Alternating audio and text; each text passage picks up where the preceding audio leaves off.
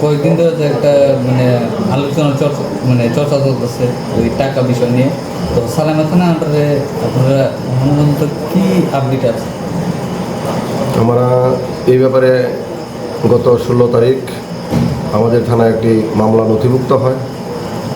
এই মামলার পরিপ্রেক্ষিতে আমরা গতকালকে অজিত দেববর্মা নামে একজনকে অ্যারেস্ট করি এবং আজকে আরেকজন ওনার স্ত্রী মেনকা দেববর্মা ওনাকে অ্যারেস্ট করা হয়। আজকে উভয়কে আমরা মাননীয় আদালতে প্রেরণ করি 10 দিনের রিমান্ড চেয়ে। যথারীতি মাননীয় আদালত আমাদের পুলিশের আবেদনে সাড়া দিয়ে তাদের 8 দিনের পুলিশ রিমান্ড মঞ্জুর করেছে। এখন ওনারা আমাদের সালেমা থানায় 8 দিনের পুলিশ রিমান্ডে আছে। কতজনের এখন পর্যন্ত 2 জন অ্যারেস্ট হয়েছে।